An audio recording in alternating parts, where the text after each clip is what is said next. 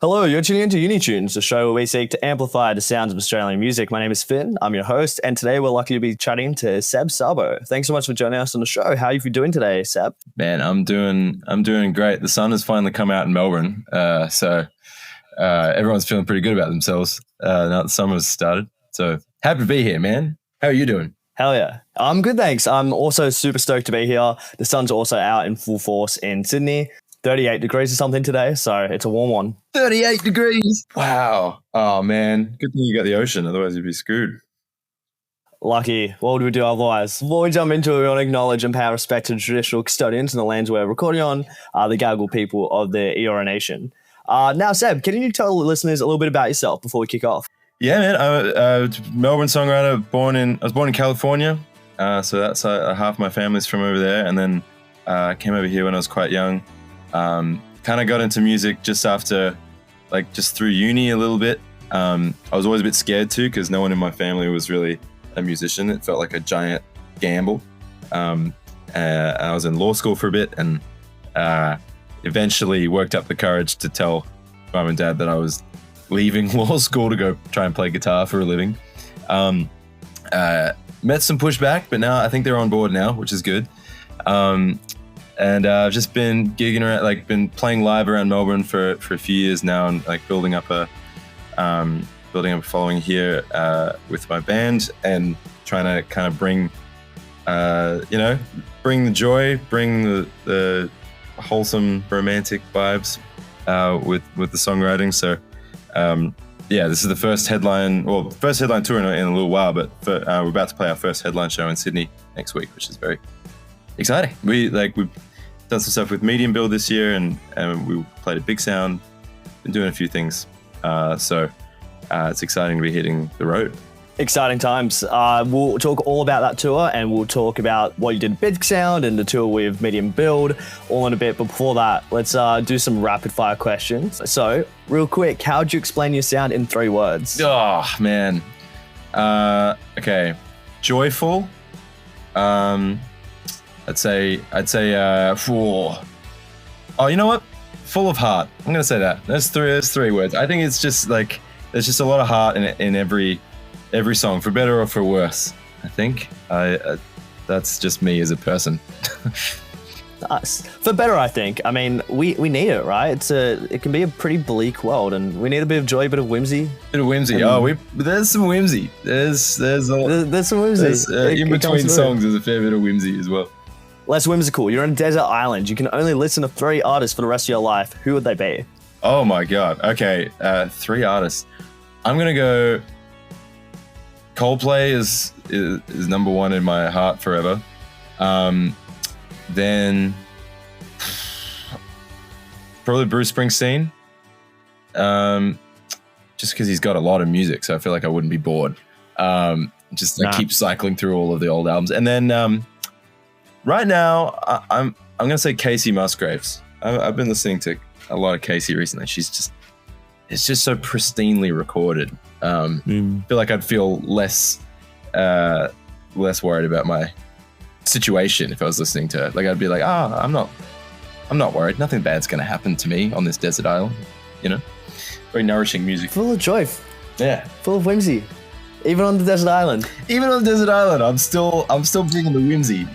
How good. All right, pretty good selection. Got a bit of variety there. Finally, time to get a bit controversial. What is your unpopular opinion about music? Oh, unpopular opinion. I don't know if it's unpopular. I just don't believe there's anything. I don't believe in guilty pleasures. I feel like as someone who I grew up liking a lot of really uncool music, like James Blunt and Coldplay and stuff, and I just don't think that anyone's love or appreciation for music should be a source of guilt or shame. I think if you like something, you like it for a reason, and it does something for you, and it's making life easier or more bearable for you in some way. So I just don't think anyone should describe their music taste as, oh, this is my guilty pleasure. It's just stand behind it, enjoy it, and anybody who's making fun of people for liking something, I feel like that's kind of lame. 100%. I completely agree. That's a great one. One of the rapid fire questions on the show used to be, what is your music guilty pleasure? And then we were just getting like good answers of like, Yeah. like they were like, you know, Taylor Swift. And it's like, well, no, that's just good music, man. So I completely agree. I've no guilty pleasures. Music, like if you love it, you love it. I can answer that question, or one like that falls under the category. You know the song Hero by Enrique Iglesias? Yeah. So I know that song. There's another song called Escape off that same album. They're so cheesy and like he's feeling himself so much. I love those songs. It's just like we sung them in the car when I was a kid. You just like, sometimes you got to feel yourself with a love song, you know? So that's exactly nothing wrong with some cheese. Yeah. Nothing wrong with it. Well, as you mentioned, you're about to hit the road. We're playing shows in Sydney, Canberra, and Melbourne on December 11th, 12th, and 19th, respectively. What are you most looking forward to on this particular tour?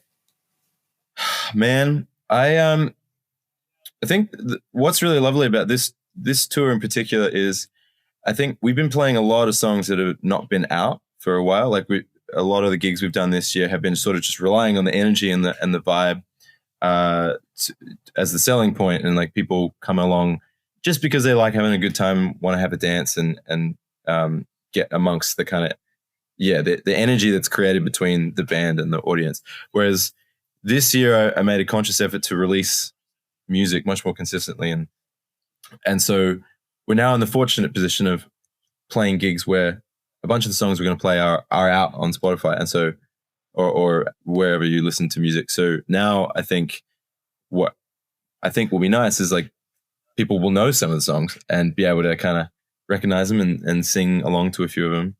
So I think I'm looking forward to that. I'm looking forward to seeing.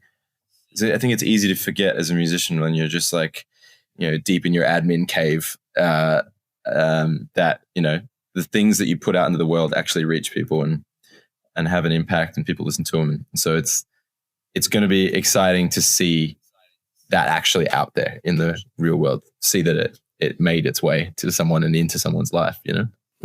I imagine it's very much one thing to put out music and kind of, you know, see it go out there and either maybe see like the stats come in, but then, you know, being in the room with the people who have actually been living with it for the last year or so, that's going to be quite special. Man, that's what it's all about to me. Like, that's the reason I got into music, is to play live and to like see a room of people and try and connect everybody in one moment through music. It's just the most magical, miraculous thing in the world. So to be able to do that through my songs is it's a privilege. So I think there's a chance of us being able to do that on this tour, even on a smaller scale. It's our first show in Sydney ever, like as a headliner. So, but you got a journey of 1,000 miles begins with a single step. We got to trundle up to Hume and whoever's there. But I'm really excited about it. It's going to be a great little run of shows. Yeah, it will be. And like you said, a lot of travel is going to go into this tour. And we do live in this world where touring seems less financially practical. Selling shows in your hometown is hard enough as it is. So what are some of the biggest challenges? You talked before about being in an admin cave, but from a practical point of view, what's gone into this tour? Oh, man. I mean, there are a number of different things. I mean, I think I had a moment yesterday where I was just like looking at the costs of everything and just going, oh my God, I can't, like I don't, it's like $200 here, $300 here, $500 here. Like, it really does add up. There's accommodation, there's petrol costs, there's, obviously if you want to bring a band, you want to make sure that they're getting paid for their time. And we have a pretty big band. Like, it's a band of all of my friends, but there's 6 of us in the crew, and we're trying to take the full lineup this time. But it just means you just gotta get creative with it, and try and figure out ways to make it happen. If you really have a vision for something, you just gotta make do. But I think the biggest challenge is just like there's a lot of moving pieces. Things fall through the cracks pretty easily in terms of different emails about like yeah, accommodation, merch, sound check times, all the gear that you got to organize, transport, like all this stuff. You got to wear a lot of different hats, and it's pretty antithetical to being a musician, just worrying about the set being good and sounding nice. But usually you try and plan these things out a fair bit ahead of time, so you're not stressing too much. Yeah, absolutely. I mean, to be an independent artist is to not just be an artist, like you said. You're playing so many different roles. So you've mentioned you're bringing the whole band on tour. It's a 6-piece. For someone that's never seen a Seb Szabo show before, what should they expect? They should expect to move, man. There's a lot of heartfelt stuff in there. Like, we've got a few ballads in our show, but I think there's a real sense of fun to the show. I think I realized, music can be fun and still really have a lot of meaning to people at the same time. Like, that's kind of the Springsteen code, I think, is like, you go see a Springsteen show. Yeah, you think of, a lot of his sort of working class anthems in terms of his music, but like, their show is daggy as hell. They're like cracking bad jokes and like doing silly dance moves and stuff. And you're just filled with such joy. And you just walk out of there just feeling lifted up. And it's the same with any influence of ours, like Coldplay or anything like that. Like, you just feel a little bit better about the world, a little bit more belief in humanity. And I think our shows are like that. I think like Melbourne, in Melbourne, we tend to be a little bit morose, and it's grey here. We're a lot of black and stuff, but like, I think the stage for me is a place where you can create a sense of joy and feel as much as you want to feel and think as little as possible.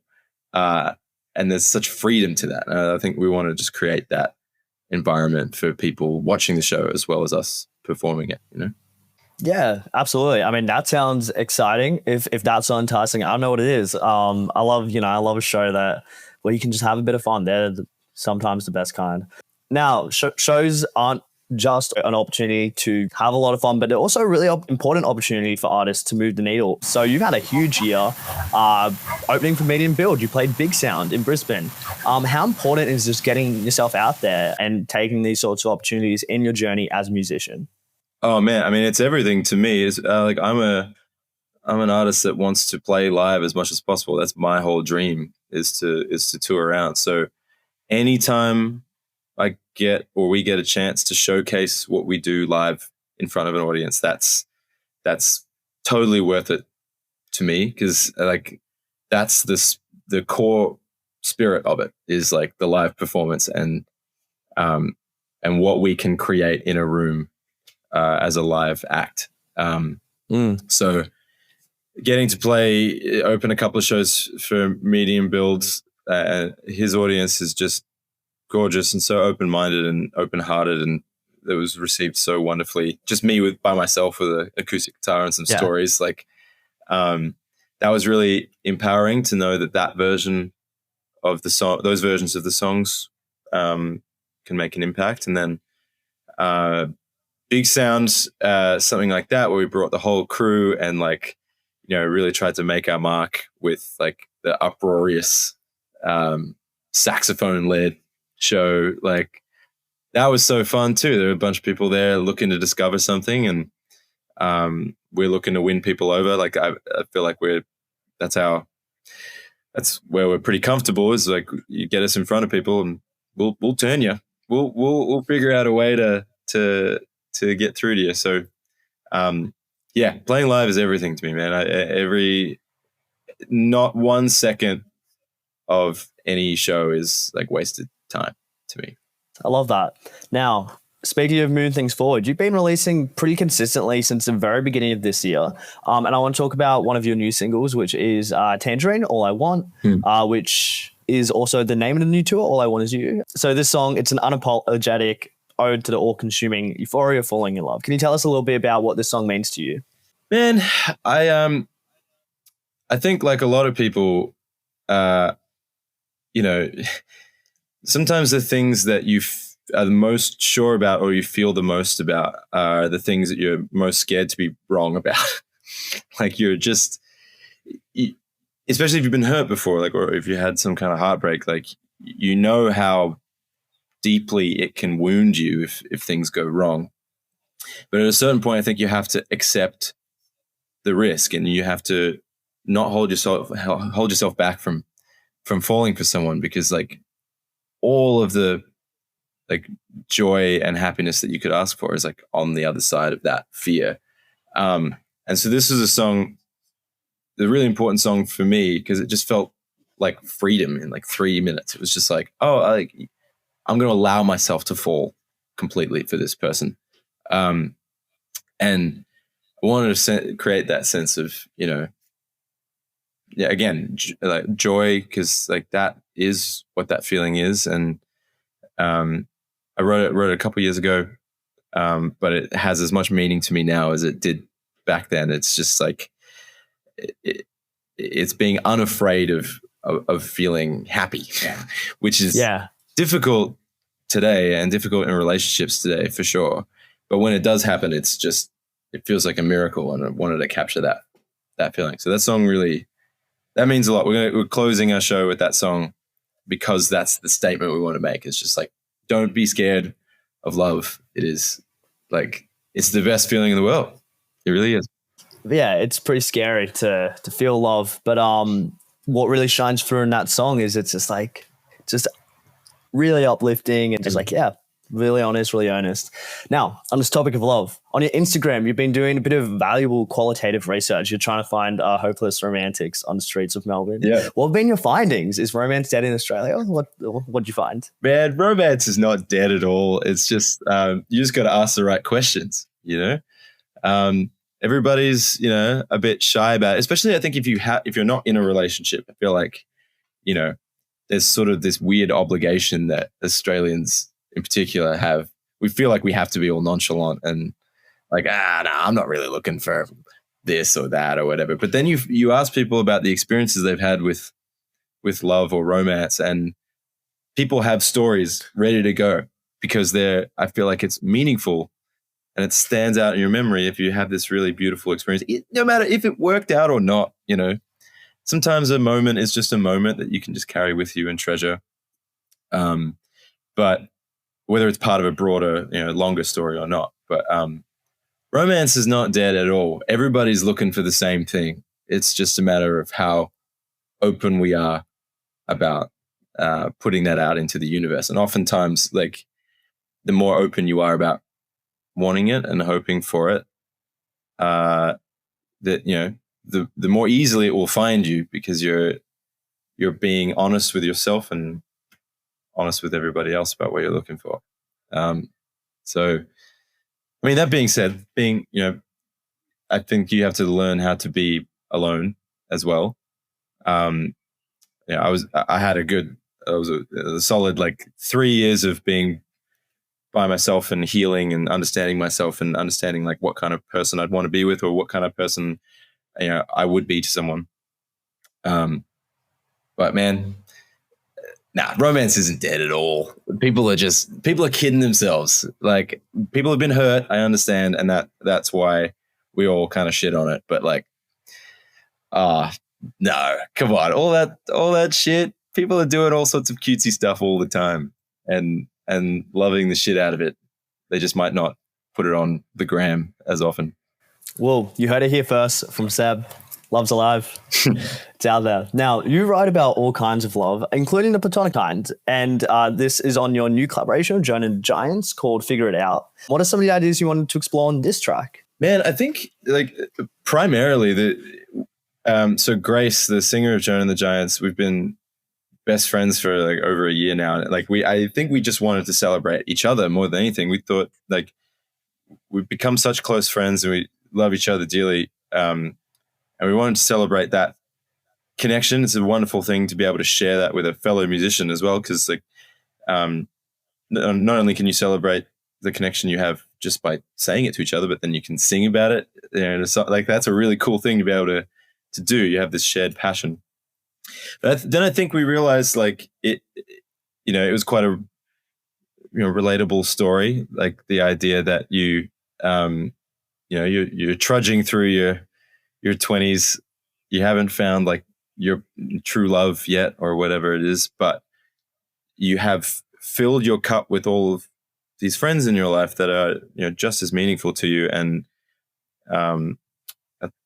I can think of so many pockets of friends who I can see going through life in this way, and just like kind of making light of all of the missteps and the mistakes, and like the friends that you can be messy around and make mistakes with, and there's a lot of forgiveness and a lot of love there. And so yeah, it's just an anthem for all of your friends who have heard all your horrific bad hinge dates and all that stuff, and keep loving you and keep keep supporting you in your quest to survive your 20s. And how beautiful that kind of friendship is. And what a powerhouse collaboration it is. Two fantastic artists on the one track, and now you've been putting out a lot of your own music, but with this latest track, how is collaborating with another artist, especially one that you have such a great connection with already, bring out something new in the music that you've been working on recently?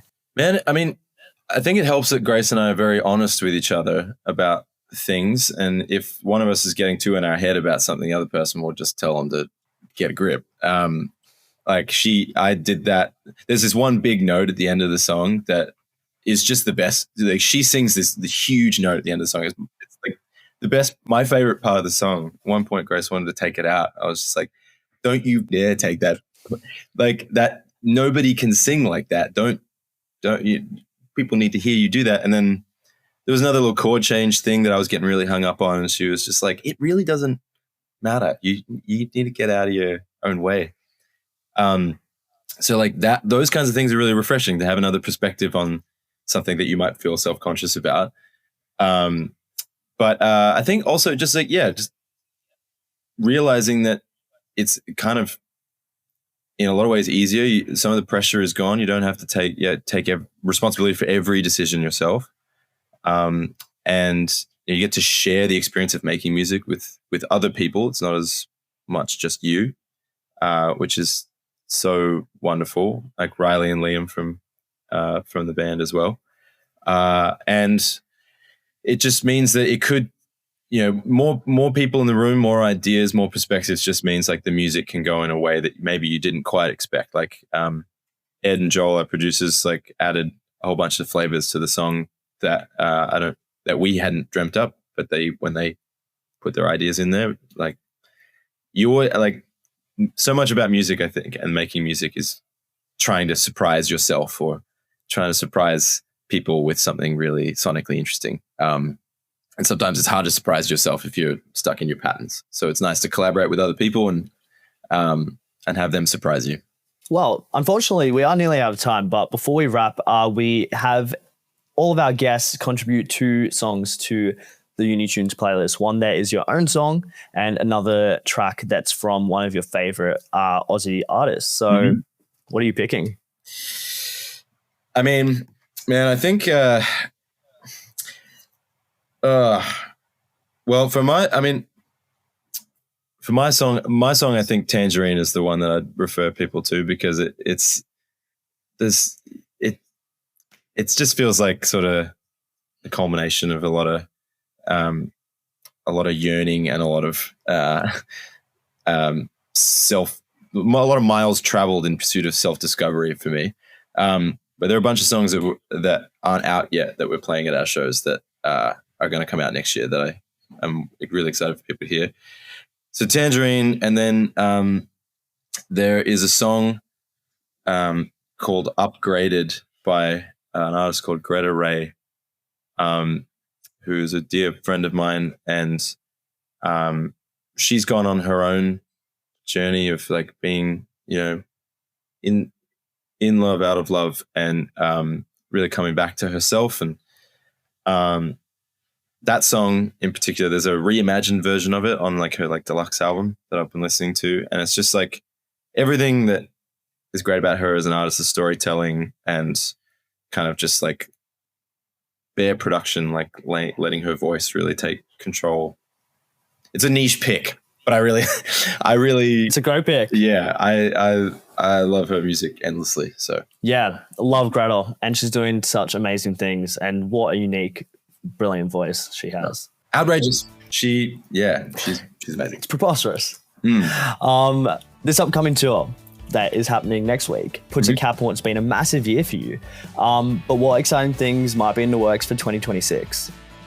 Man, we're working on an EP at the moment of 3 or 4 more songs that some of which we've been playing live, some of which we haven't. Just kind of filling out the story so far. So there's a lot more music to come early next year, and then we've been doing a lot of backyard gigs, at like intimate style shows. We're going to probably do some more of those. And then I think we're looking at doing a few more shows with Grace, Joan and the Giants, early next year as well. Like, hopefully as many gigs as we can. Let's just run laps around the country. But mainly I'm focusing on finishing the tunes that we've been playing this year and getting them out there and just continuing to release tunes. And from there, the universe takes the wheel, you know? Great. Well, that sounds really exciting. It sounds like there's loads in store and it's going to be another big year. Now, I feel like this interview's had this overarching theme of love and earnestness and yearning. So before we kind of wrap up, what's your advice, your piece of advice to all the yearners out there? Oh, man. Well, firstly, do it as much as possible. As much as it sucks. It may just work out in the end. You just never know. But I think one thing about it is I think you just have to you have to trust your instincts on why you are connected to someone or why you think they're your person. Because oftentimes you're right. And it's a wonderful thing when that works out. But there's somebody there. I think there is actually somebody out there for everybody. It might not be the person you expect. It might not happen at the time that you want it to or expect it to. But really learn to love your life as it is, and then I think good things will happen for you. Like don't look at if you don't have somebody, look at it as like, oh, I have this giant hole in my. Like, let's really learn to love your life the way that it is, find balance within that, and then things will fall into place, I think.